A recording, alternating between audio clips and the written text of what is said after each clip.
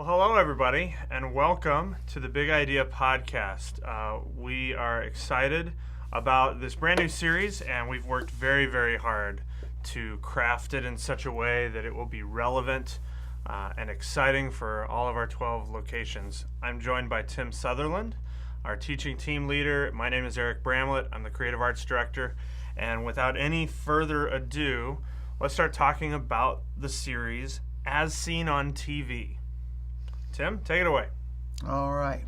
Well, this is a spiritual formation development series that has, at an intentional level, a specific focus on parents, but it's not just about parents. This would, I think these themes will apply to somebody who's married without children or single. It's really a relationship series that'll have an emphasis on parenting and how certain shows on TV depict some of the struggles and hassles and obstacles and problems that we all face in our relationships in our lives. So we've picked 4 television shows that we feel like are about our relationships one way or another.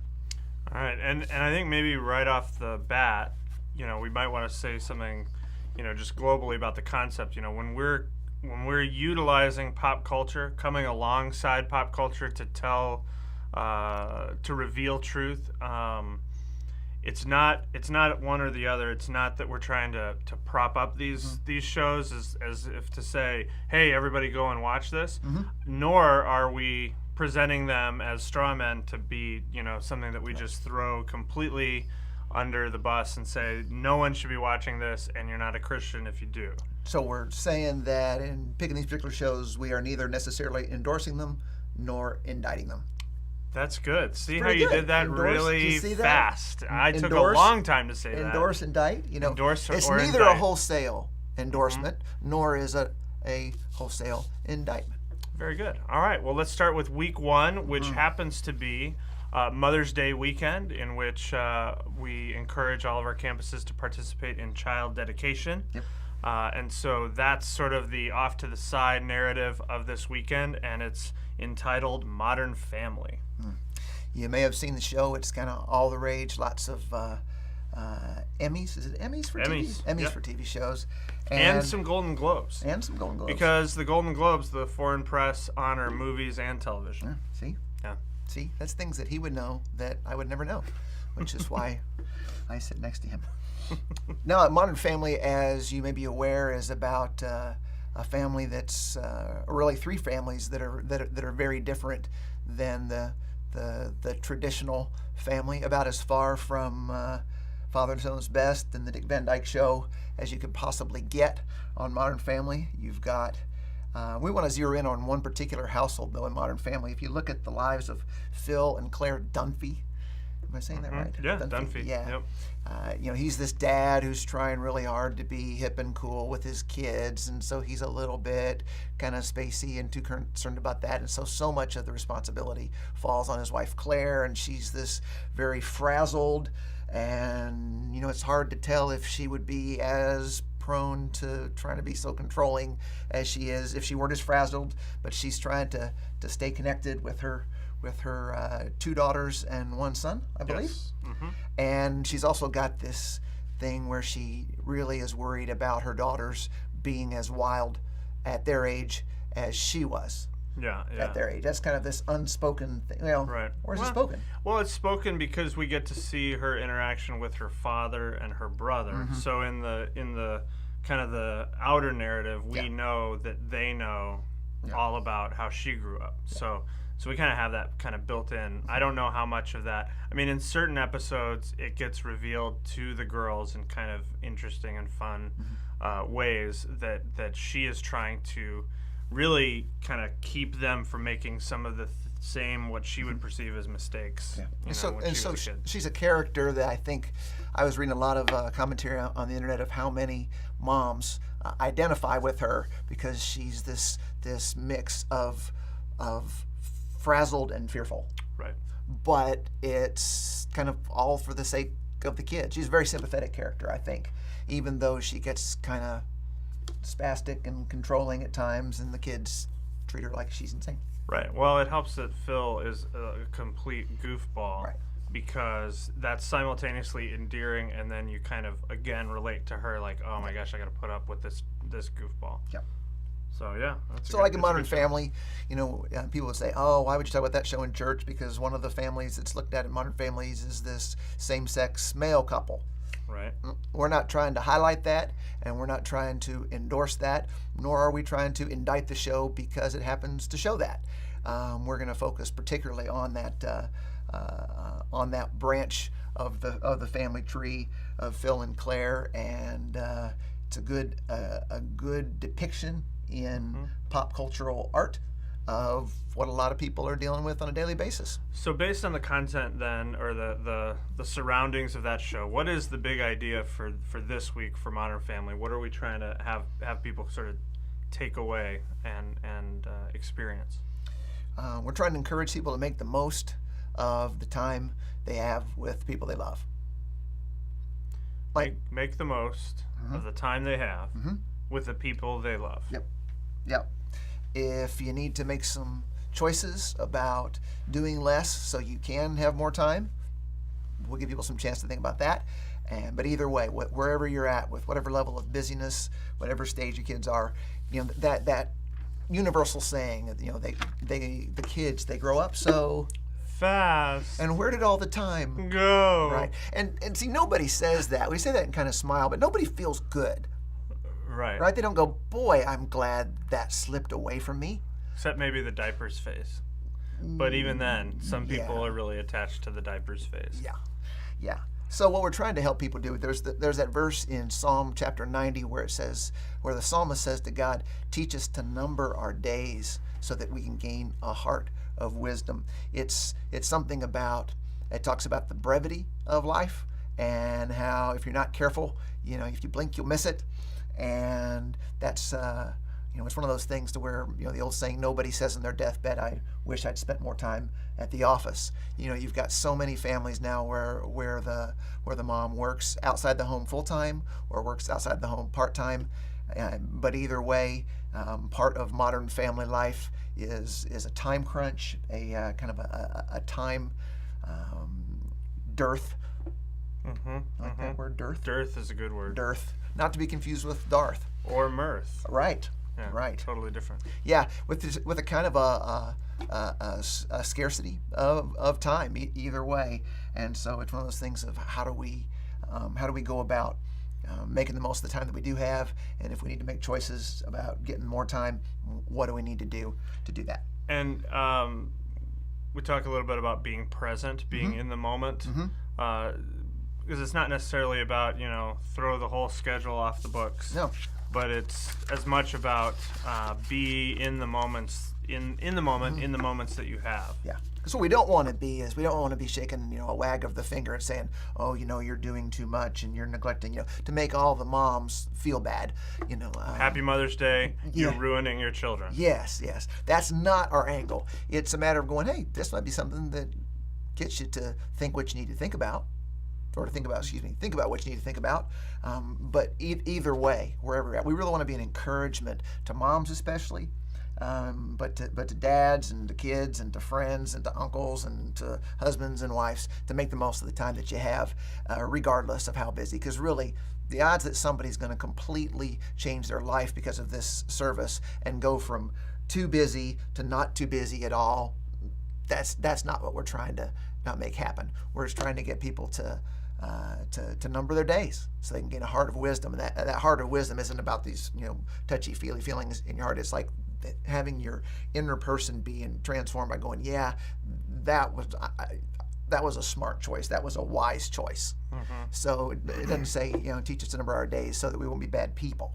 It's so that we can be wise about how we spend our time with the time that we've got, whether it's a lot or a little. But in general, parents do have less time with their kids today, maybe, than ever before. How much, I know the graph mentions a little bit about Paul talking about Timothy and his mentoring from his mother and grandmother. Yeah. Are we going to go a long way into that, or is that just sort of an off to the side, hey, this has biblical precedent? Yeah, it's going to be kind of a Mother's Day sidebar, because it's interesting, that Timothy is Paul's apprentice, is Paul's young protege, and yet the person that Paul gives credit for his faith is his mom and his grandmother.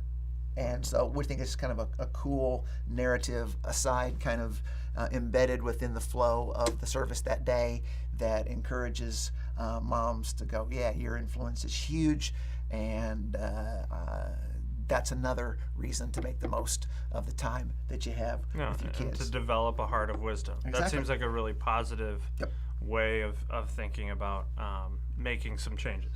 Yep. And so in this case, wisdom has to do with time spent wisely and trying to avoid that regret of going, oh, it just went by so fast, and now they're gone. All right. Well, that's great. That's session 1. That's Modern Family. Yep. And so then we leave Mother's Day and we go into the next week in May, and we've got session 2, Web Soup. Yep. Is the name of the show. I don't know how many of you are even familiar of the show Web Soup. It's pretty popular. Kind of a spin-off of The Soup, which is E! Entertainment's show. Kind of going through all the worst parts or the funniest parts of television and highlighting them in a half-hour show. Web Soup does the same thing, but with the internet. Which is interesting because the internet is a big part of virtually everybody's life. Something upwards of 90% of American homes are wired for internet or wireless for internet, and of the maybe 9% of homes that aren't, they're in Wyoming or Arkansas or something like that, and people are sitting on the front porch playing the banjo. I'm not sure, but it's nearly 100%, I would imagine, for most of our campuses, wouldn't you say? I would say pretty close. If they don't have internet in their home, they are gravitating toward it in a library or at school, or they have a smartphone. They have a smartphone to be able to get it. Yeah, and so not only do we have kind of this ubiquitous internet, now we have shows on TV about what's hot on the internet. Web Soup puts out kind of a funny take on what are the videos that are going viral, and what are some of the most absurd ones. It pokes fun at local newscasters whose slip-ups or silliness gets put on the internet. So it's a TV show about what's on the internet. So now we not only spend a lot of time browsing on the internet, we also have TV shows that will feature what's on the internet. Help you browse more effectively. Yeah, but it's not specifically, this particular session is not particularly about, or excuse me, not exclusively about the internet. It's about technology and the impact of technology on our families. Now, if you want to talk about like a hot button topic, for parents as they're raising kids in a world of technology that we don't fully understand. I mean, this is one of those where I think the fear of it has really clamped down. I think people are hungry for some kind of biblical narrative that gives them a handle on this, because I think a lot of us feel like, wow, I don't even understand it. And so my kids are 2 years old and being able to swipe on the iPad because they just know they're being born into an environment where they know how to do what to do. And I think a lot of parents are afraid of that.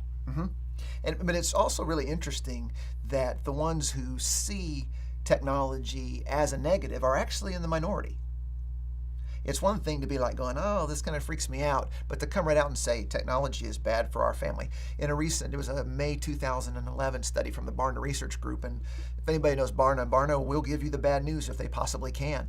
And what they found was that only 18% of parents said that technology had a negative effect on their family. 51% said it was neutral, and something like 32% actually said the impact of technology on our family has been positive. So that's really kind of interesting. But then you go and look at other research that suggests that, is it really positive, or do we just think it is? Is it really neutral, or do we just think it is? In this service, in the same way, we're not trying to endorse or indict technology. I really like the way that Eugene Peterson translates Romans 12:2 when he says, "Don't be so well adjusted to your culture that you fit into it without even thinking." What we're going to do in this service is get people to think about the relationship between technology and their relationships. Because we're not going to be up there and saying, more technology bad, less technology good. Yes. No, it's not going to be alarmist. It's not going to be like, even though there's lots of scary stuff. I included some of it in some links in the research here to where it looks like, especially with moms, that they are overconfident that the bad stuff on the internet is not affecting their kids. Gotcha. So that there's a little bit of a head in the sand mentality. And they're like, ooh, I'm scared of what's out there, but it's not happening to my kids. You've got some really interesting statistics of how many kids admit to finding ways around parental controls on the internet, how many kids admit to having giving out inappropriate personal information or sexting, and the kids are basically saying, the one particular article I put in here was about moms, but they're just using it as an example, not being hard on moms here. And for instance, 79% of kids said that they had exposure to pornography on the internet. While at the same time, their parents were saying, "Yeah, that's happening to kids, but I don't think it's happening to mine." They're scared of it, but they're still feel like it's not happening. And yet, okay, so what do you do? We're going to try to be very practical and say, okay, what parental controls are wise? Not like you're a bad parent if you don't do this, but what are the parental controls that are wise? One of the things we'll talk about, one of the big things now is that a lot of psychologists and family life experts are saying is, do you have your kids have a time they have to be in bed or half the time they have to be in for curfew, but does their cell phone have a curfew? Very frequent thing of kids texting all night long. And that's one of the things I had to do with my boys, is saying, okay, you don't text after 10 o'clock, if unless it's an emergency, and not because it's bad or wrong, but just because there needs to be some wise limits. So we all love it that we can reach our kids whenever we want to because they got a cell phone. It's pretty amazing. Yeah, it's a great thing, and but at the same time, having a home without boundaries when it comes to technology is not wise. So we're going to encourage people to think, what are the boundaries? So this is not going to be like a problem solution service, where the problem is technology and the solution is less technology. Where it's going to be more about questions. How could my relationship with technology change so that it might enhance my relationships? I mean, for instance, one example would be, what would be different in your family if there was a particular evening where most people were home, but all the cell phones were collected, and the computer didn't go on, and the television didn't go on?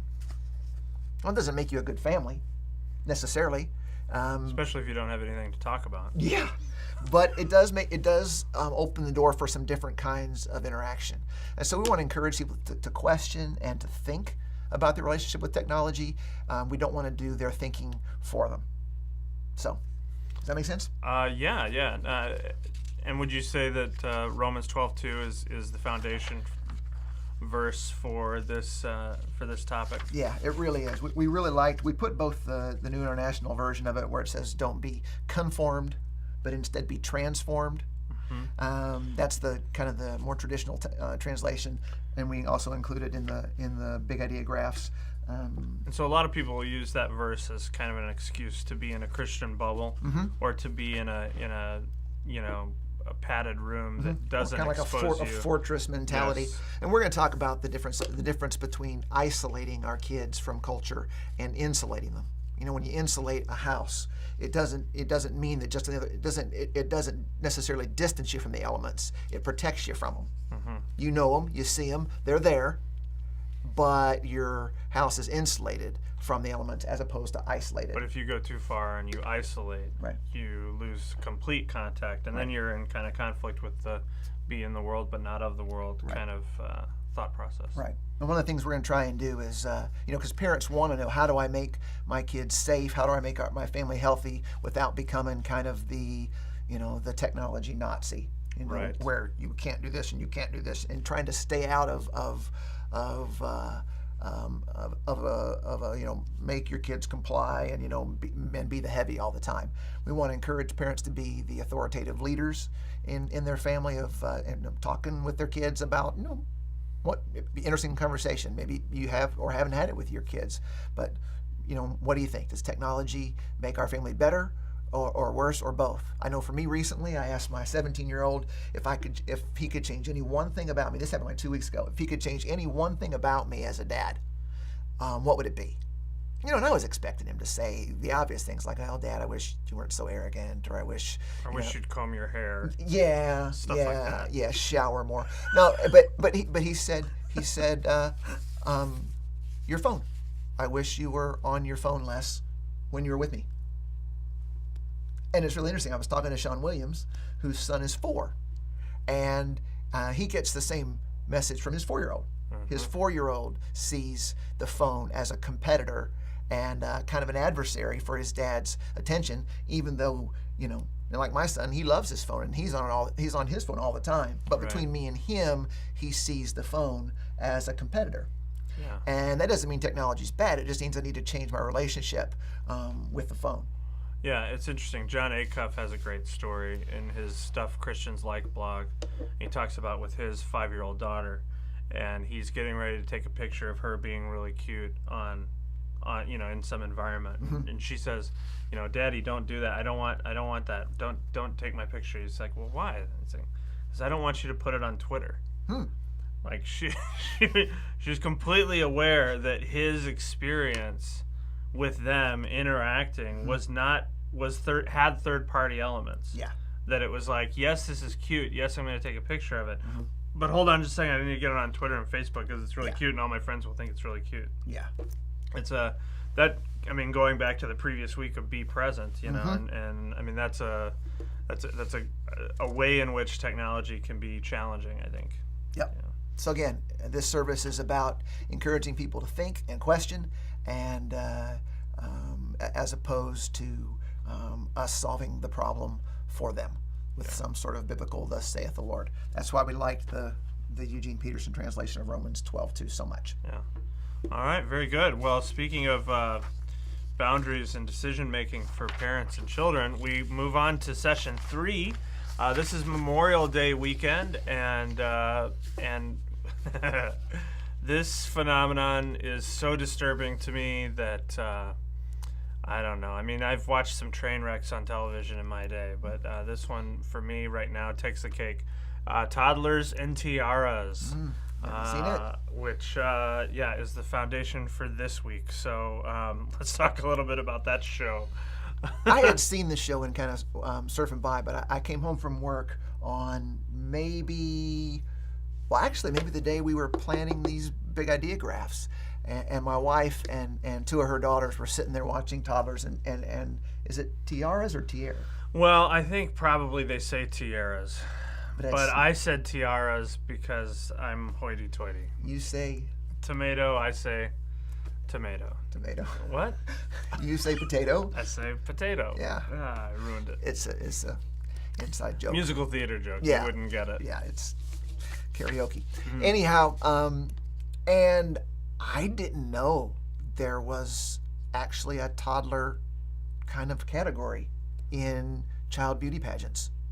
And there were these little kids. There were these little girls. They were 3 at the oldest. Oh, yeah. 3 at the oldest, and they're putting on these long fake eyelashes, and they're putting wigs, and the one mom... Do you know mom, what a flipper is? I remember the show Flipper when I was a kid. No, do you know what a flipper is on Toddler and Tiaras? No. Okay, first person, I'm not going to tell you on the air, I'm going to tell you afterwards, but first person to watch this podcast and email me with the definition of what a flipper is, I'm going to give you a Starbucks gift card. Oh. All right, that's a bonus for you. Mm. What is a flipper in the world of Toddler and Tiaras? And remember, no swearing. All right. Okay, I'll tell you after. Yeah, right. But I didn't know. I mean, I knew that there was child beauty pageants. I mean, you look at Little Miss Sunshine was a very recent popular, but it's interesting how Grandpa had really, without meaning to, sexualized his granddaughter. teaching her essentially to do a strip routine. Yeah. And he was a dirty old man, but you didn't get the sense that he was trying to corrupt her or that anything inappropriate was going on. Was that Alan Arkin that played the grandfather? Yes. And tremendous movie. And it just kind of shows, though, how in this instance girls are being encouraged to objectify themselves as objects of physical beauty, or in some cases sexual desire. And they're doing so under the auspices of self-esteem, like yes. the confidence that, and so it's a documentary style, but they definitely know they're being filmed. Both the children and the moms or dads, mostly moms, are captured on video, and so you have a really strange experience watching it, because you think, how could a mom do this to a child? But when they talk about it, they talk in terms of, giving my daughter confidence. Her beauty is synonymous with power and with that confidence, and it's interesting. It's really interesting. When we see that, of the shows that we've got here, like, that's the one for me that if I was gonna throw something under the bus, if I was gonna completely discount it, this would be it. And I think what's challenging about that is to really look in the mirror and be able to say, yeah, you know what, I can't completely throw this under the bus, because what it's speaking to is a real need that's happening in families. And while that group and the people who are capitalizing on it from a financial standpoint by making a TV show that lots of people want to watch, while they are maybe doing something that we would say, there's a different way, it's still really speaking to a very real need that we all have in our families. Which is, you might ask, what are the values and priorities and beliefs about what matters and what's important in life that are being communicated to us by our culture? All cultural messages are not necessarily of the devil, but if you look at it, that says this emphasis, for instance, on physical beauty above all else.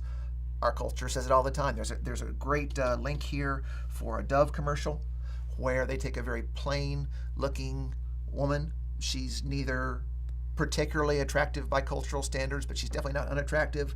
And they do this kind of time-lapse thing where they turn her into just a supermodel, including airbrushing and changing the bone structure of her face, and then you see her. You can look at it. It's really interesting. But it's saying, that if you aren't this beautiful, if you don't match the culture's definition of what you are as beautiful or attractive, whether you're a female or a male, then you're up the creek. That's something you have to do. And that's just one example of one of the cultural values that we need to be discerning about and go, hey, am I reinforcing that? Am I doing anything to counter that constant pressure from culture that's, especially with girls, that's saying, be thin, be glamorous, be seductive, present yourself as an object of desire. That's a tough thing to do, because I'd be the first to say, my wife's got 3 daughters, and one's 20 and one's 14 and one's 8, and I don't think all the style and all the fashion is just about trying to make men lust. It's some of it is just the fashion and the style, and yet there has to be some kind of critique that goes, what am I saying to my kids about what the world says about beauty? Because Proverbs 21 says beauty's fleeting, and that charm will fool you, that charm is deceptive. And yet in Toddlers and Tiaras. I'll go with Tiaras. Okay, this time it's Toddlers and Tiaras. It's saying that beauty and charm is the key. It gets you big money and big trophies and college scholarships or whatever. And yet the scriptures say that physical beauty is fleeting, and that the ability to be charming to a man is something that isn't all that it's cracked up to be. And we want to say the same things about, what is our culture saying to everybody about how important it is about how much money you make? Does the one who dies with the most toys, do they win? That kind of thing. So we're going to be looking at that. And whereas last week was about technology, this week is more about media. Okay, media and the overall pop culture. Yep. The way in which our society props up values. Yep. And so what does it look? So what's the scriptural foundation for this service? Where are we going? We're looking at the book, from the book of Proverbs, chapter 4, verse 23. You've probably heard it before, where it says, above all else, guard your heart, for everything you do flows from it. And again, when you guard your heart, that doesn't mean, I'm going to keep people from hurting my feelings. It means that I'm careful about what I let take root inside of me. I really don't want my boys to feel like they came out of my family and what had really taken root inside of them was, if we only had all the money in the world. I regret how many times I said, man, if we only won the lottery, there's this fantasy that money can solve all our problems. And I look at some of the ways I've inadvertently, just in passing comments, kind of contributed to that. Right. Whereas other times I've said to my boys, if you can solve that problem by throwing money at it, it ain't really a problem. I wish I'd said that a lot more than I'd said, man, guys, if we can only win the lottery, be independently wealthy, Right. And so this is this thing of going, what, because we need to teach our kids to be discerning about what they let take root and take hold of them in their inner world and their world of what matters and their values. And because we really live from the inside out, so we got to be careful about what gets inside. And in the graphs, this section is where we've got the reference to Leonard Sweet talking about isolate versus insulate. Yeah. So would you say, it's probably applicable to both weeks. Yeah. Do you think it's probably going to show up more in this week than it is the other, or probably interchangeable? Well, I think we'll probably, since the language is pretty good on it, that'll probably find its way into all of them. Yeah, but in terms of that particular language, that does appear in this third one. And Leonard Sweet, who is, I don't know who dubbed him a futurist. Well, you know what dubbed him a futurist? It was 1998, maybe. And the picture on the back cover of his book is him sitting in a field with a laptop, just working, as though you could do that then. Because you couldn't do that then. You had to have it plugged in. Like, the batteries lasted like 5 seconds. There was no wireless internet. Right. You had so in that respect, I remember looking at that picture and laughing at Leonard Sweet, saying, well, this is ridiculous. What's he doing out there? Which, now I'm the ridiculous one. Yeah. Because I have futurist. 5 gadgets that can do that. Yeah. So he's really a writer and a good, in the true sense of the word, a critic of culture. He gives us good critique, and that's what he looks back and he feels like his mom did well, is that she tried to insulate him from the worldly, non-Christian views of how life ought to be without trying to isolate him. Mom didn't try to make their family, like sort of semi-Amish when it came to technology and media. That she was just tried to do what they could to protect. And so that's as much about having those conversations and being able, because you won't isolate if you're able to talk about it. Yeah. If you're able to talk about what's out there, what's going on with the Toddlers and Tiaras and what those values are saying and why we as a family choose a different path. Yeah, and so we're going to have a lot of emphasis in this particular service on how do I have conversations with my kid that I'm helping them explore whether what they're seeing does or doesn't fit with what God has to say about what matters, as opposed to us saying, this show bad, this show good, this show da-da. Instead of just laying down the law, there's a lot of research that talks about that a lot of the influence you have with your kids is not from whether you can lay down the law, but what kind of conversations you have with them, where there's interchange. Yeah, you're still the parent, you're still the authority, but you're kind of leading your family and leading your kids in a direction of, okay, how do I teach my kids to think about what they're seeing, instead of saying, well, certainly with some shows you got to say you can't watch that and that's the end of it. But there's other things that are, I mean, like even look at, I watch my wife's 8-year-old watching the show, Wizards of Waverly Place. Is that what it's called? Yeah. Or The Sweet Life. Yeah, Wizards of Waverly Place, actually produced by a friend of mine. He created that show, and we were in Comedy Corner together. Yeah, Pete Marietta. Yeah, and I wouldn't look at Wizards of Waverly Place and say, bad show, thou shalt not watch. But I also wouldn't look at it and say that everything that it's saying is what life's about. There's some very unrealistic things on there. Yeah. And so it's how do you ask your kids, how do you talk to your kids in such a way so that you get them to get better at seeing beyond the surface and not just kind of absorbing and just kind of digesting the parts of culture that we really don't want them to become part of them. Right. Well, that's a good segue into week 4, certainly, as we're talking about leading others and walking alongside. And it's an oldie but a goodie. Went for a classic here. This is a classic, folks. We are focusing in on The Apprentice. And what I would say is it's the entire industry that is Donald Trump's franchise of Apprentice. It includes Celebrity Apprentice, which is kind of the morphing of this brand, and has a brand new season this year, so is still what I would call it, very contemporary. And yet the format of the show has existed for quite some years. Yeah, I don't know how many seasons was The Apprentice on. As just The Apprentice, probably 6 or 7. Yeah, there's a lot of them.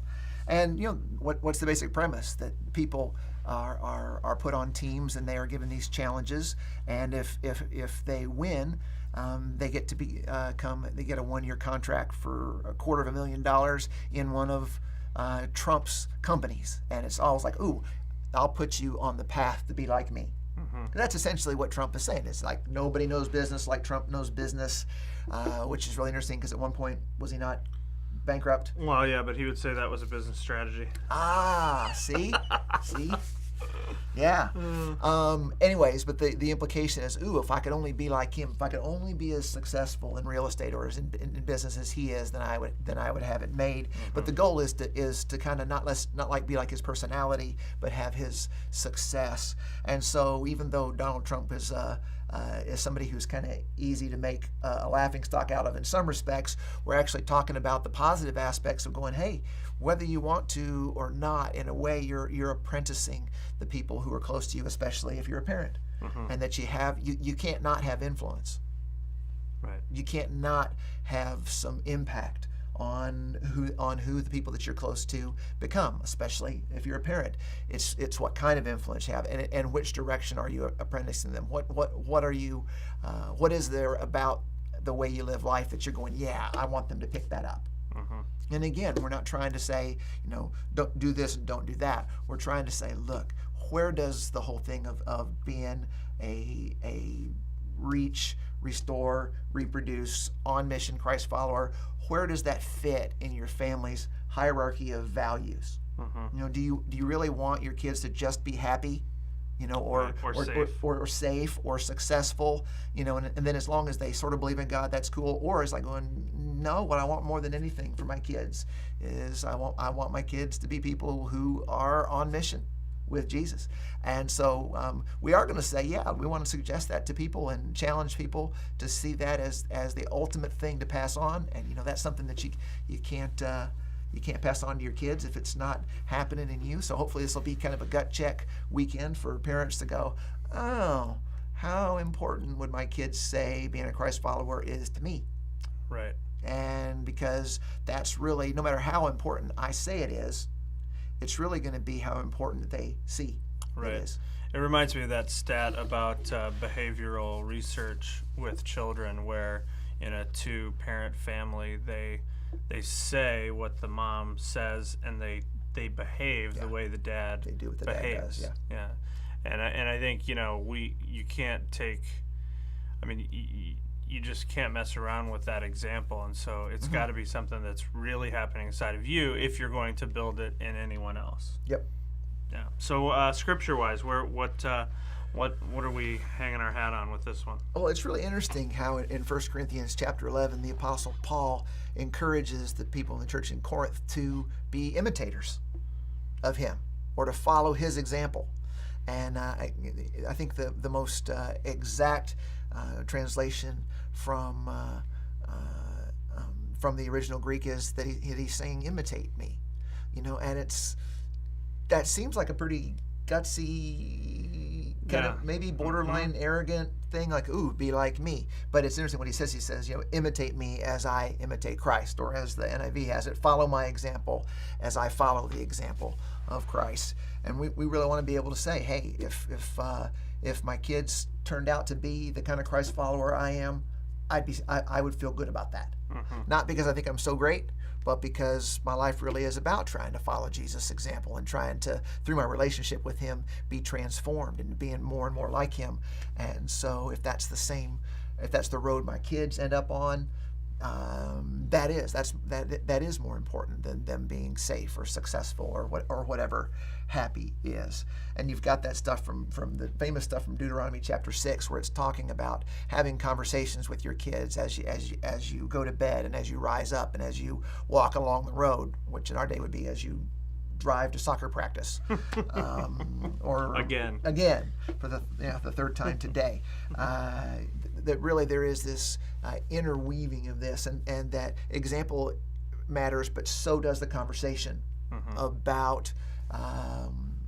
So do the conversations that we have with our kids matter in their spiritual formations. So what we say does matter, but it's not what we say matters to us. It's what we talk about to them about. That's really important in terms of helping them become people who, the first part of the verse says, you must love the Lord your God with all your heart and all your mind, all your soul, and all your strength. Jesus quoted that a lot, and it's quoted back to Deuteronomy chapter 6, which originally was aimed at parents. Yeah, and I think it's just a great way to wrap up the series, because I think, again, from a felt need standpoint, I do think families, parents, grandmas, grandpas, they're hungry for, how do I fix that kid? Yeah.